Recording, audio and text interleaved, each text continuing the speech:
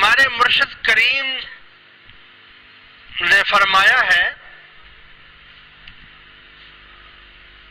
کہ یاد رکھو مرشد کا ہونا بہت ضروری ہے.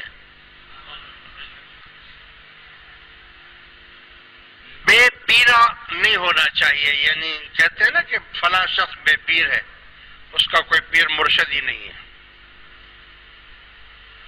اور بزرگوں نے فرمایا ہے کہ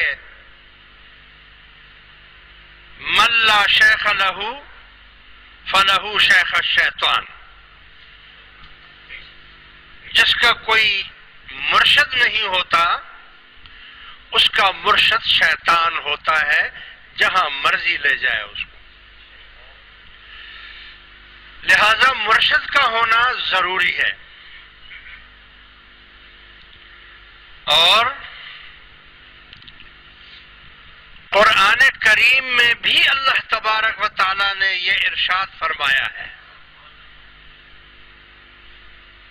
فرمایا وَمَن يُضْلِلْهُ فَلَن تَجِدَ لَهُ وَلِيًّا مُرْشِدًا. اللہ جس کو گمراہ کرتا ہے اس کے لیے نہ کوئی ولی ہوتا ہے اور نہ مرشد ہوتا ہے. یعنی مرشد کا ہونا بہت ضروری ہے. لیکن موجودہ حالات اور موجودہ زمانے کے تحت اتنا مشکل ہو گیا ہے کہ صحیح مرشد کا ملنا بھی بہت دشوار ہو گیا ہے.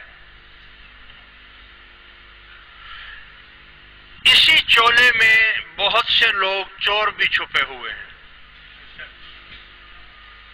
اور 1 نمبر مرشد، 2 نمبر، 3 نمبر، جعلی، عامل، فلانا، ڈھماکہ، سفلی کرنے والا بھی قادری بنا ہوا ہے.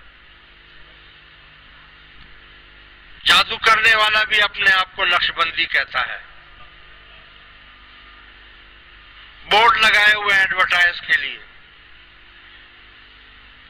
لوگوں کو گمراہ کرتے ہیں، اور چولا انہوں نے سفید پہنا ہوا ہوتا ہے. سیدھے سادھے مسلمان اس کے چکر میں آ جاتے ہیں. شریعت کی وہ پابندی نہیں کرتے ہیں، نماز پڑھتے نہیں ہیں، سنت کی پیروی نہیں کرتے. کسی نے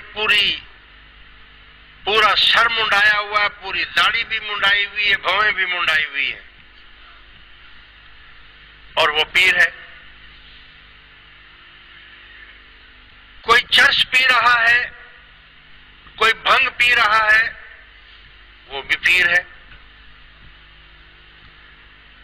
کسی نے گلے میں بڑے بڑے تسبیحاں موٹے موٹے کینٹھے ڈالے ہوئے ہیں، وہ بھی پیر ہے.